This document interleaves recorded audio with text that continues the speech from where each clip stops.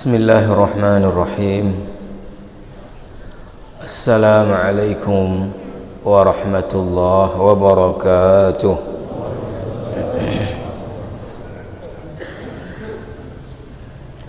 Alhamdulillahilladzi amarna biada'il faraidhi wa nahana 'anil manhiyati. والصلاة والسلام على النبي المصطفى وعلى آله وأصحابه أهل الصدق والوفاء ومن تبعهم بإحسان إلى يوم الدين. أما بعد، أوصيني وإياكم جميعا بتقوى الله. اتقوا الله حق تقاته ولا تموتن إلا وأنتم مسلمون. Hadirin hadirat sidang jamaah salat subuh yang dimuliakan Allah Subhanahu wa taala. Alhamdulillah kita baru saja dapat melaksanakan salat fardu subuh kita di awal waktu secara berjamaah di rumah Allah yang mulia ini. Alhamdulillah, selepas salat kita masih ada waktu, ada kesempatan untuk kita dengarkan nasihat-nasihat Allah dan Rasulnya. Mudah-mudahan kita menjadi orang-orang yang mendengarkan nasihat-nasihat Allah dan Rasulnya dan mengamalkannya dalam kehidupan kita sehari-hari. Allahumma ja'alna mimman yastami'una al-qawla fayattabi'una ahsanah. Yang kita hormati dan muliakan bersama Imam Besar Masjid Umbata, para imam rawatib, pengurus BKM, jamaah dan tetap, dan seluruh kita semua yang berhadir dimuliakan Allah. Para jamaah sekalian, pada kesempatan subuh ini seperti janji saya di Masjid Syekh Abdul Rauf akan menyambung apa yang sudah kita bahas di Masjid Syekh Abdul Rauf terkait dengan sebuah contoh teladan yang dicontohkan oleh keluarga Nabi Ibrahim alaihissalam yang mampu melewati sebuah ujian yang sangat-sangat berat yang diujikan oleh Allah Subhanahu wa taala kepada keluarga Nabi Ibrahim, sehingga apa yang Allah ujikan kepada keluarga Nabi Ibrahim untuk melihat apakah kecintaan kepada anaknya itu sudah melebihi daripada patuh kepada perintah Allah Subhanahu wa taala. Nabi Ibrahim dan keluarganya yang imannya kokoh, walaupun itu sangat berat, maka tetap kecintaan kepada Allah itu harus di atas daripada kecintaan kepada apapun.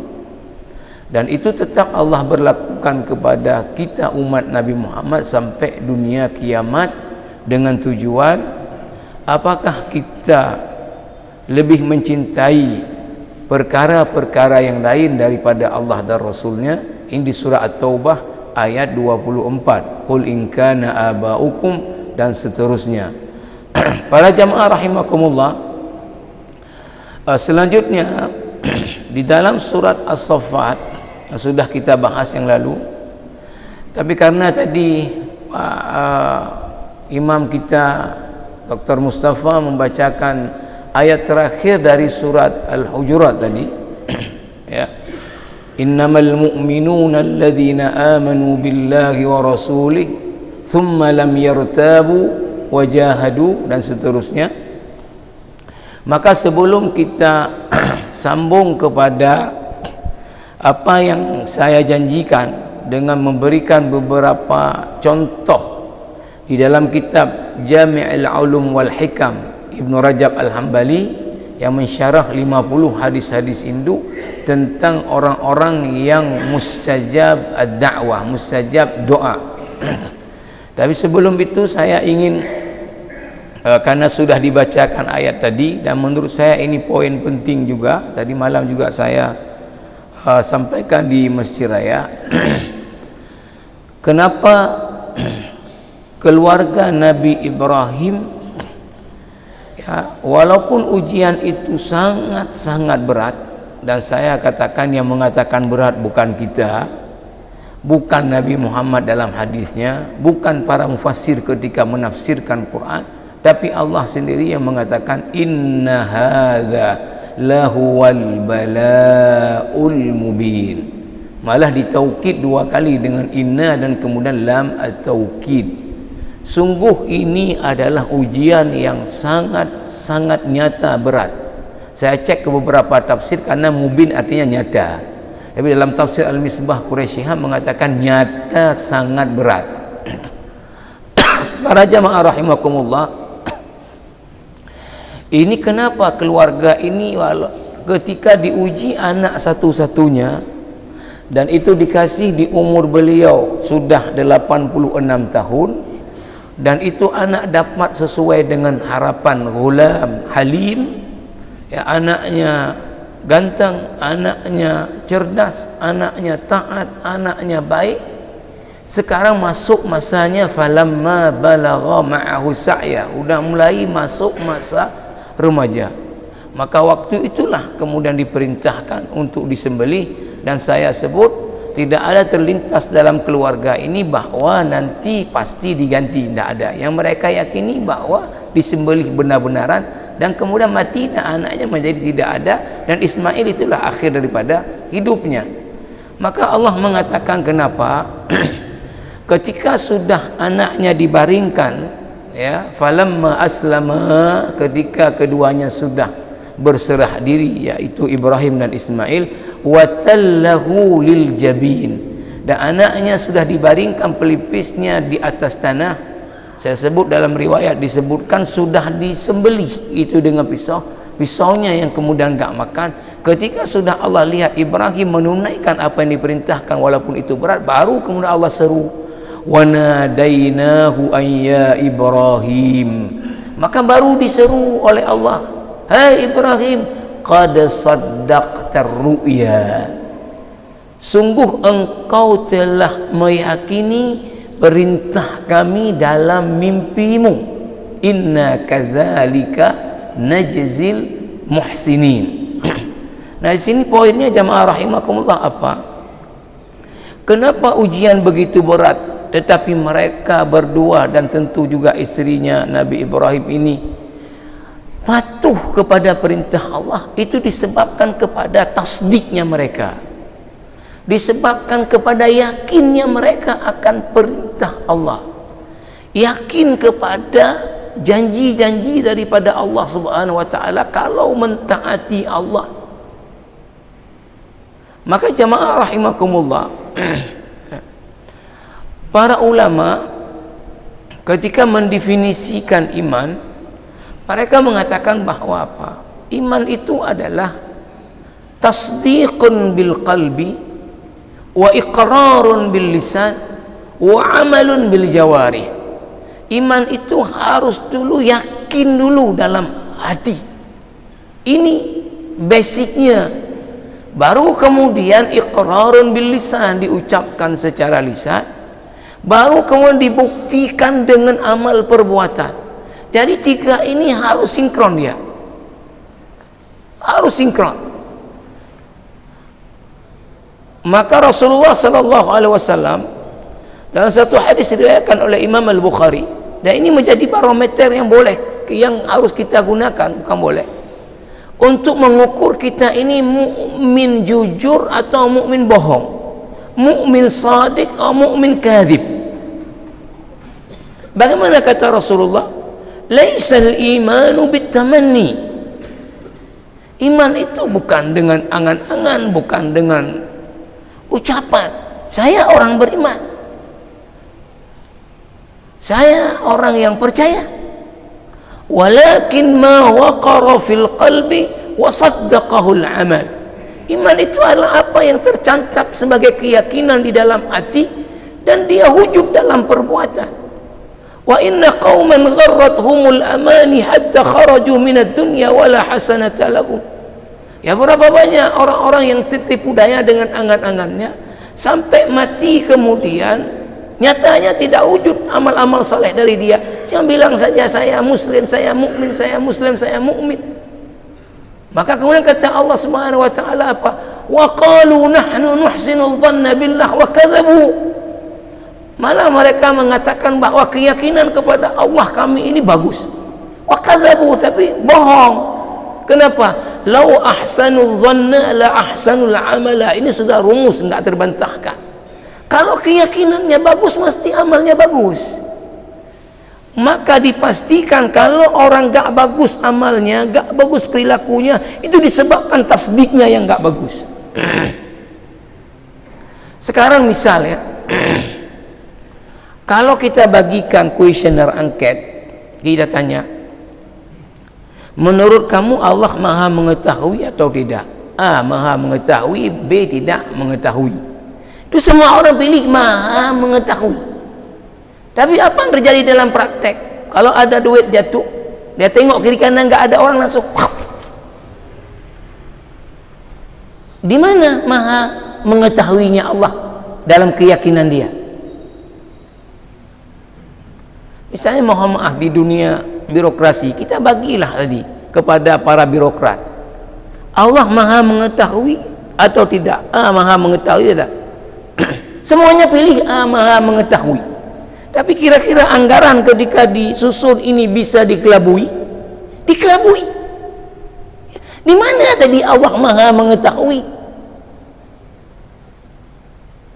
Nah, ini masalahnya adalah di apa? Di tasdik. Jamaah rahimakumullah. Maka misalnya ya, betul, itu ada kaitan betul. Makmurnya sebuah masjid di suatu tempat, itu ada kaitannya dengan ya manajemen masjid, fasilitas masjid, imam masjid yang mengimami, itu betul. Ya kita tidak bantahkan. Kalau orang datang ke sebuah masjid, tempat wuduknya misalnya jorok, toiletnya jorok, dia besok akan cari masjid lain, tak datang lagi ke sini cari masjid lain. Ketika dia datang ke masjid, bacaan imamnya enggak karu-karuan, yang dia adalah orang yang sudah ini, ya orang-orang yang sudah bagus bacaan, kalau imamnya bacanya enggak karu-karuan secara tajwid, dia gregetan. Ya, makanya, nah, jadi besok dia mungkin akan cari tempat lain, ya. Tetapi ketahuilah, faktor paling utama kemakmuran masjid itu adalah apa? Iman para tetangga masjid kayak mana dengan janji Allah akan keutamaan salat jamaah. Tasdik, ya, yakin dengan janji Allah bahwa salat jamaah itu lebih baik 27 kali lipat daripada salat sendiri. Ini yang menjadi faktor utama. Kenapa saya bilang ini? Saya beri contoh misalnya. Saya di New Delhi, ya, ada pernah 20 hari, ada 5 masjid yang saya pergi. Mohon maaf ya kalau di kita, ya kita galang ini rumah bantuan ini karena kita melihat masih ada saudara-saudara kita yang rumahnya belum layak untuk dia tempati, ya, sehingga kita empati, inginlah dia juga layak, ya. Tetapi kalau kita lihat di India, Masya Allah, sangat prihatin. Jadi kalau kita ada yang miskin, India banyak kali, ya.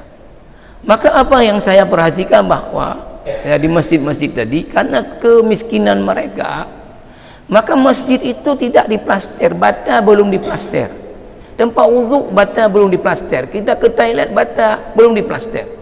Tapi 5 waktu salat jamaah itu hampir seperti Jumat, orangnya penuh. Bukan satu masjid, saya bilang tadi. Nah ini kalau kita kemudian datang ke rumah-rumah muslim yang ada, rata-rata rumahnya itu bata tidak diplaster. Tapi karena tasdik mereka itu dengan keutamaan jamaah, dan ini akan didapatkan di akhirat nantinya, maka inilah yang kemudian membawa mereka ke masjid. Nah, ini jamaah rahmakumullah, perkara tasdik inilah yang membuat Nabi Ibrahim walaupun maha berat, tapi karena yakin dengan janji Allah Subhanahu wa taala. Makanya sekarang kan banyak masalah kita itu adalah di tasdiknya, ya. Tadi kalau kita tanya mengambil yang bukan hak kita, harus dipertanggungjawabkah di akhirat atau tidak? A harus, B tidak. Ya, semuanya pilih harus. Ya, tetapi dalam praktek apa? Ya langsung yang bukan punya dia, ya dia ambil. Di mana tasdiknya tadi?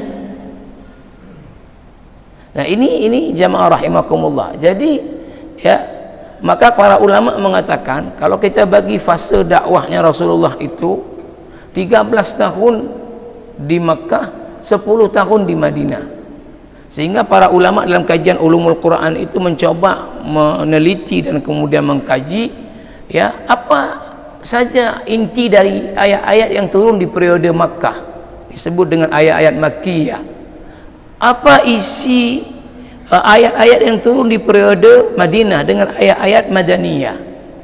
Maka periode Makkah itu 13 tahun, inti daripada ayat-ayat turun itulah berkenaan dengan pembentukan tasdik ini. Maka kalau secara perintah kewajiban atau kemudian juga larangan-larangan atau kemudian juga tentang hukuman sanksi-sanksi, ini selain salat yang lain semua periodenya Madinah. Kewajiban puasa periode Madinah, kewajiban zakat periode Madinah, kewajiban haji periode Madinah, sanksi-sanksi kisah, sanksi potong tangan, ini semuanya periode Madinah. Setelah 13 tahun ya pembentukan daripada tasdik, karena inilah ya modalnya. Maka para ulama misalnya dalam menafsirkan tentang ayat 7 ayat dari surah Al-Mudaththir yang merupakan wahyu yang kedua, dan itulah dasar daripada dakwahnya Nabi Muhammad adalah apa? Ya ayyuhal mudaththir qum fa'anzir, ya, bangun dan kemudian beri peringatan, maknanya dakwahkan. Wa rabbaka fakabbir. Ya, maka judul utama yang seharusnya ya disampaikan oleh para dai ini adalah apa? Pembentukan tasdik ini. Karena yang berat menjadi ringan kalau modalnya tasdik. Ini jamaah rahimakumullah yang kita ulang sedikit. Karena tadi ayatnya dibacakan oleh imam kita apa? Innamal mu'minuna. Innama ini ya dalam bahasa Arab kalau di sini umumnya diterjemahkan sebatas taukid, sesungguhnya. Ini ada ustaz saya di Fakultas Ustaz Zubair di ilmu balaghah, di ilmu ma'ani, innama ini adalah dia ya ada untuk mentakhsiskan sesuatu dengan sesuatu. Artinya apa di sini ketika disebut innamal mu'minuna, orang yang betul-betul mukmin itu, mukmin banyak kayak kita bilang tadi. Yang betul-betul mukmin itu adalah alladzina amanu billah wa rasulihi, yang beriman kepada Allah dan Rasulnya, walam yartabu, gak ragu sedikit pun kepada Allah. Allah maha mengetahui, gak ragu sedikit pun, sehingga dia dilihat orang, gak dilihat orang, dia gak akan berani buat. Karena apa? Bawa keyakinan Allah lihat, bawa keyakinan manusia bisa diolah, Allah tidak bisa diolah. Lam yartabu, gak ragu sedikit pun. Dia pergi masjid berjamaah, walaupun ketika keluar gak ada kok 27-nya, dia yakin 27 ini ada di akhirat nantinya. Wajahadu fi sabilillah, kemudian dibuktikan dengan jihad. Nah, ini yang betul-betul beriman itu adalah iman ya kepada Allah. Lam yartabu, gak ragu sedikit pun, dibuktikan lagi dengan amal perbuatan.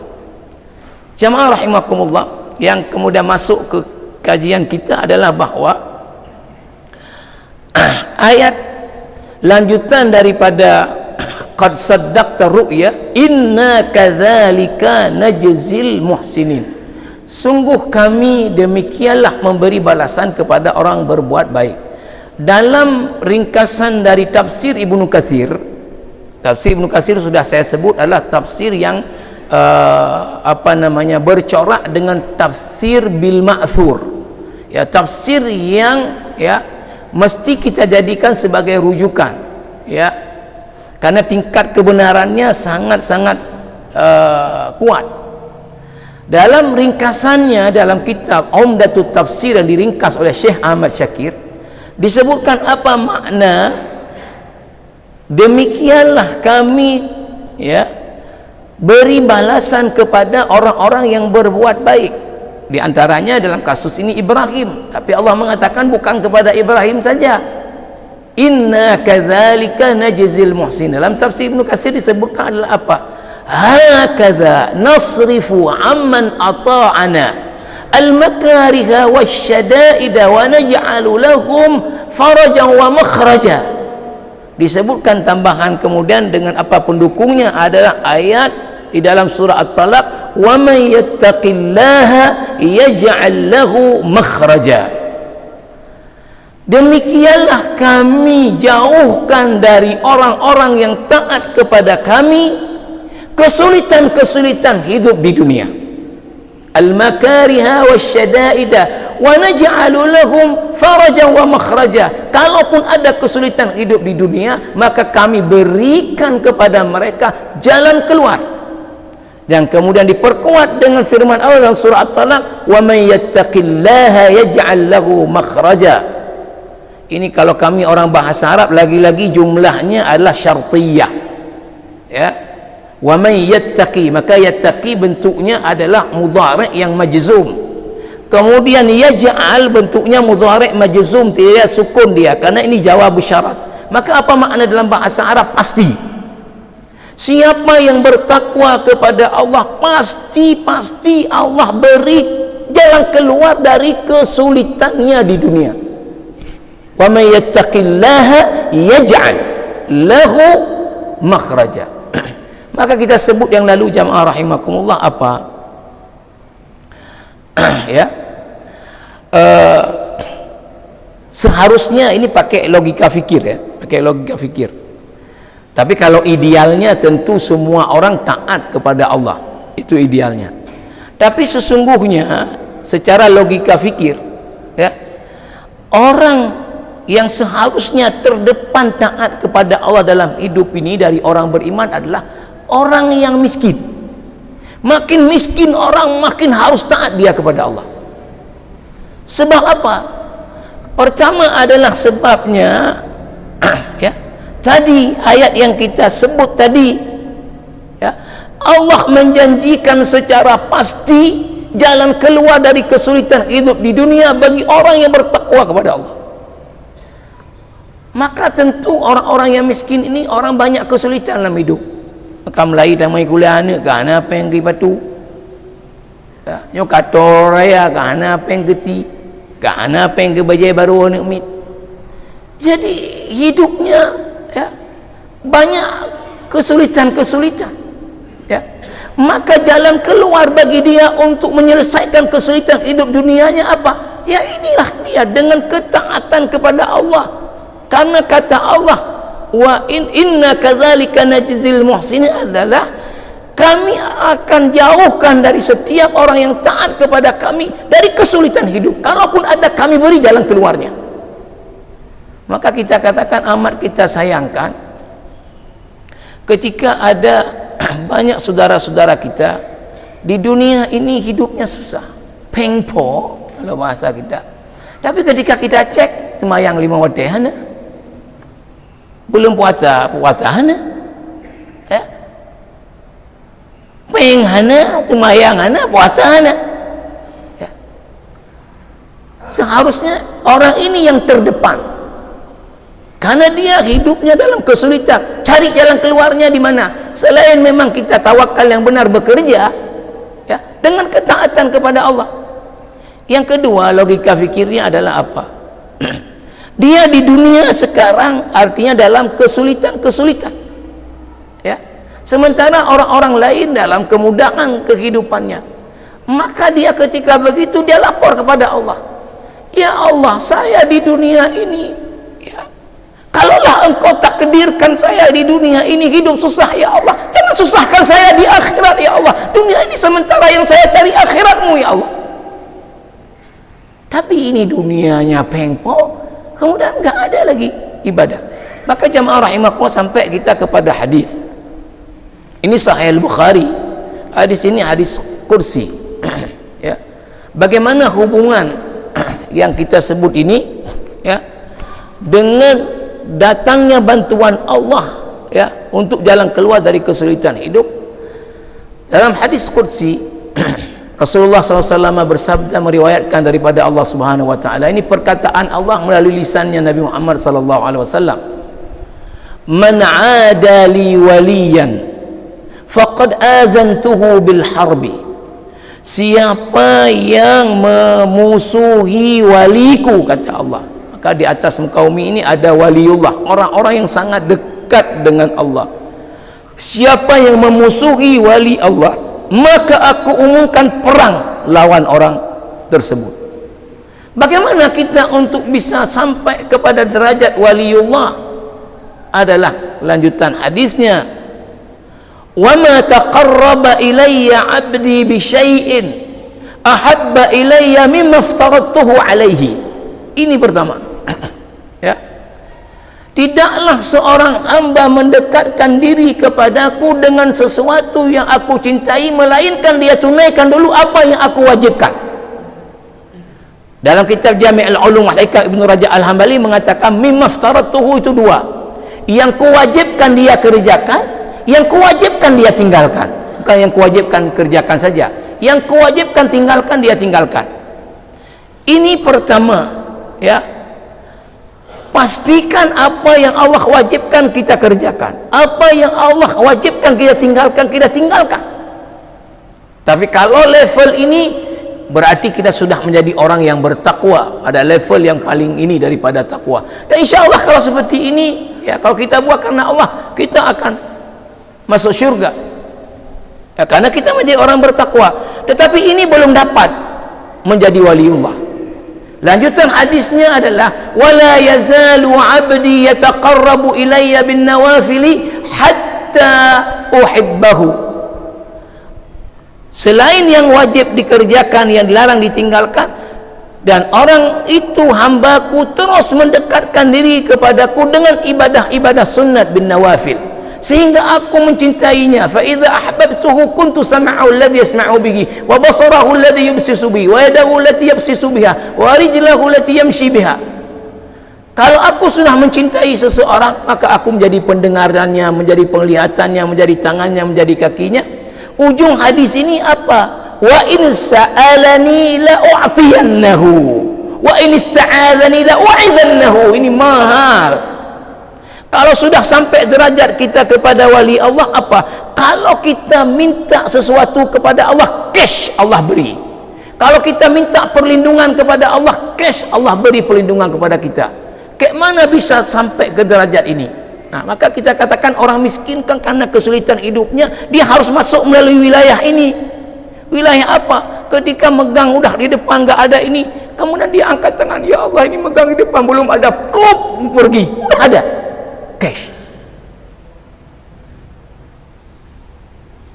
Saya baca sekarang beberapa contoh ya, janji saya akan baca beberapa contoh ini. Maka kenapa Mustafa tadi baca ayatnya mengingatkan saya lagi. Ini dalam kitab Jami' al-Ulum wal Hikam karya Imam Ibnu Rajab al-Hambali, ketika menjelaskan tadi tentang ya masalah waliullah. Ketika Allah sudah mencintai dia, maka kata Allah, kalau dia minta kepada Allah ditaukid, sungguh aku akan berikan. Kalau minta perlindungan, sungguh kulindungi dia. Nah, beberapa contoh saja di sini disebutkan jamaah rahimakumullah. Atau saya perkuat dulu dengan beberapa hadis lain. Rasulullah sallallahu alaihi wasallam mengatakan, ini sebetulnya harus dipakai oleh orang-orang yang susah tadi ya. Rubba asy'asa aghbara law aqsama 'ala Allah la abarrahu. Berapa banyak orang kalau secara tampilan memang asy'asa, compang-camping, aghbara berlumuran debu, menggambarkan kekumuhan, kemiskinan orang ini. La aqsama 'ala Allah la abarrahu, tapi kalau orang ini angkat tangan mohon kepada Allah, Allah akan cash berikan pertolongannya kepada orang ini. Ya, orang ini harus sampai ke level tadi. Maka di sini beberapa contoh daripada jawab doa oleh Allah yang cash. Wa an ibni Abi Dunya bi isnadin lahu anna Nu'man ibn Naufal qala yawma Uhud. Ini juga kaitan dengan tasdik juga ini ya.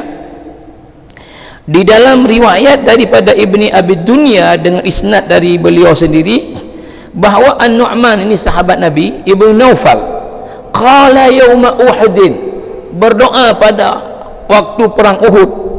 Apa doa waktu perang Uhud? Allahumma inni uqsimu alaika an uqtala fa adkhulul jannata fa qutila. Lihat dan tasdiknya ya, masuk ke medan perang yang didoakan apa? Ya, aku bisa masuk surga karena terbunuh di jalanmu ya Allah. Faqutila, dan terbunuh orang ini pada waktu perang Uhud. Nabi kemudian bersabda apa? Faqala Nabi sallallahu alaihi wasallam inna Nu'mana aqsama 'ala Allah fa abarrahu. Kata Nabi, Nu'man ini berdoa kepada Allah dan Allah kabulkan doanya. Apa doanya? Ya Allah, matikan saya terbunuh di perang Uhud agar dengan itu saya masuk syurgamu. Ada orang yang seperti itu. Karena apa? Itu tasdiknya dengan janji surga. Kalau kita mungkin sebelum masuk, ya Allah baik mati ke ilai ya Allah, nampak lama ke ya Allah baik kena ke dari timbak. Ini bukan, belum pergi sudah berdoa, ya Allah matikan saya syahid di Uhud, karena dengan itu pahalanya adalah engkau masukkan aku dalam surga. Maka Allah kabulkan doa An-Nu'man ibn Naufal ini. Kemudian jamaah rahimakumullah ya, lanjutannya lagi adalah wa Abu Nu'aim bi isnadihi an Sa'id anna Abdullah ibn Jahash, ini sahabat lain Abdullah ibn Jahash, qala yawma Uhud, juga pada perang Uhud mengatakan, ya Rab in laqitul aduwa ghadan. Ini pernyataan doanya, ya Allah kalau saya besok waktu perang Uhud bertemu dengan musuh, falaqini rajulan syadidan ba'suhu, maka hadapkan saya seorang musuh yang paling kuat. Hadapkan saya kepada seorang musuh yang paling kuat. Nah, kalau kita tadi kan yang baik kenang ke ya Allah, dia minta kepada Allah, hadapkan saya dengan musuh yang paling kuat. Rajul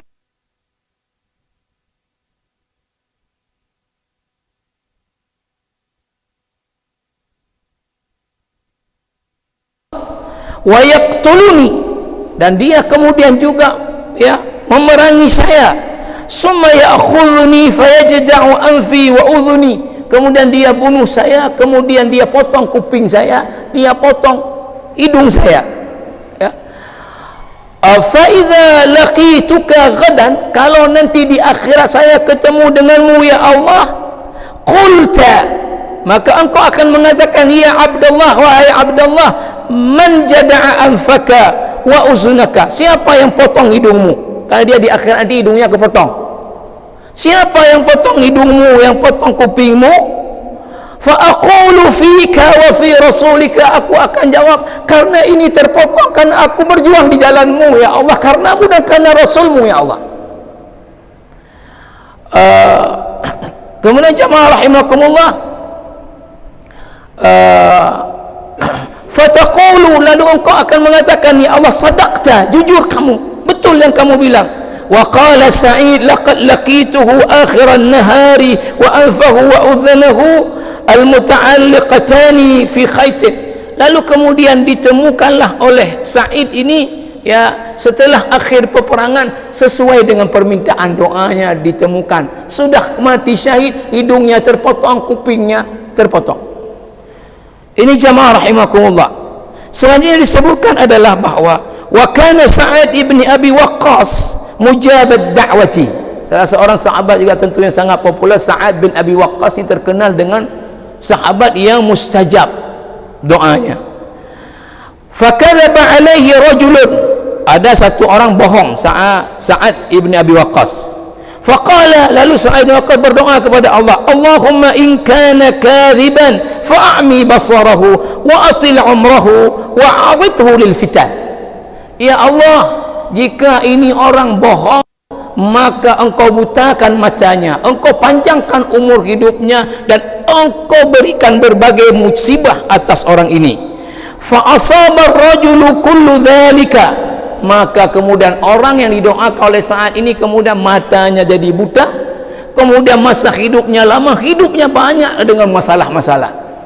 Ini doanya Sa'ad ibni Abi Waqqas. Kemudian jamaah Allah, wa naza'athu imra'atu Sa'id ibni Zaid fi ardhin lahu. Dulu juga ada ya, istrinya Sa'id ibni Zaid itu mengklaim tanah Sa'ad bin Abi Waqqas ini milik dia. Fadda'at lahu annahu hadza minha, maka istrinya Sa'id ibn Zaid ini menuduh Sa'ad bin tanah milik dia. Raicok ada lo yang tanah holong padahal. Raicok goyat.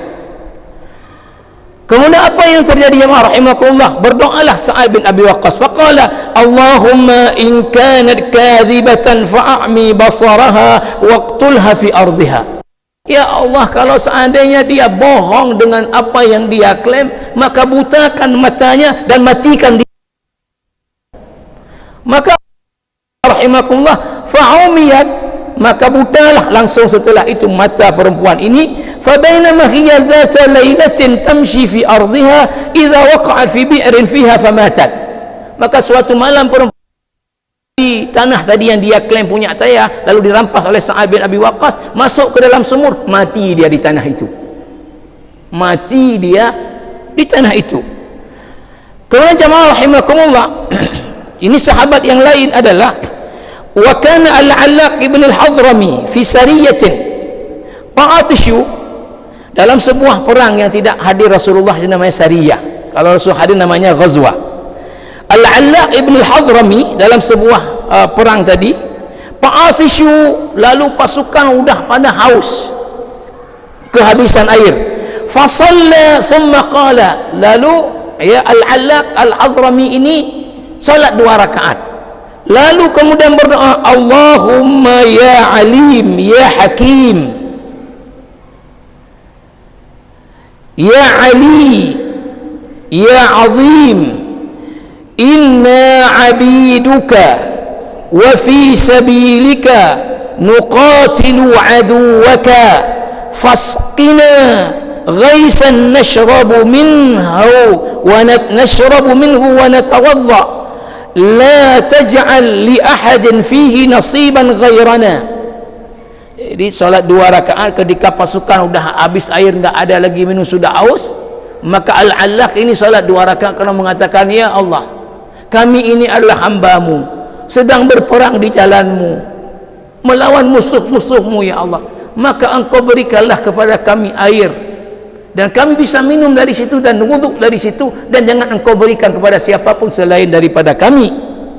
Fasaru qalilan fawajadu nahran min ma'is sama' yatadaffaqu fasharibu, maka mereka jalan ke depan sedikit, dapat sungai yang sumbernya bukan dari mata air. Kalau sungai kita kan mulai dari geledeh, ini sungai yang sumbernya dari air hujan.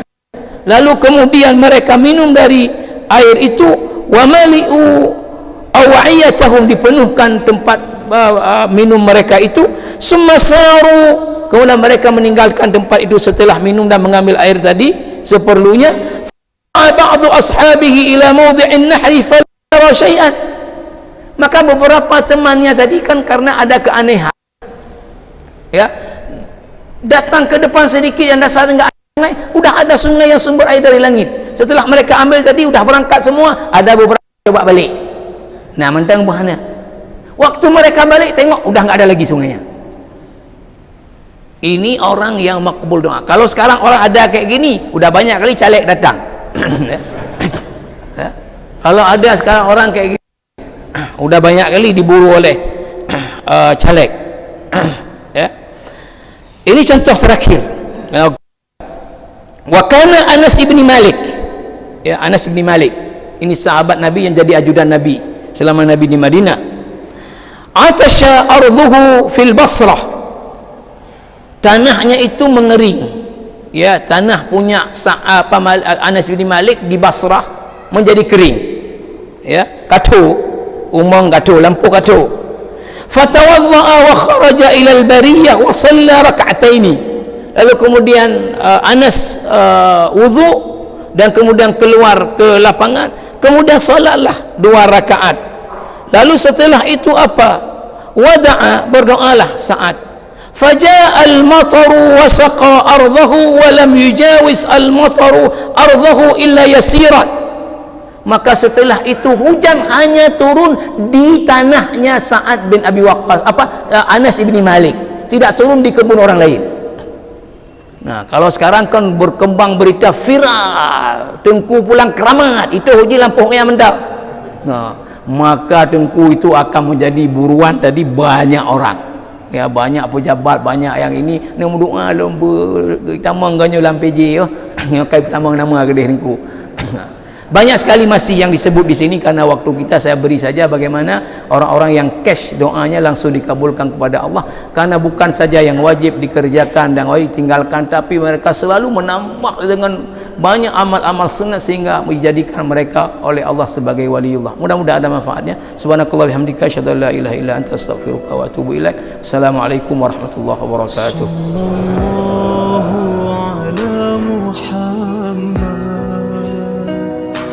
Sallallahu alaihi wasallam, sallallahu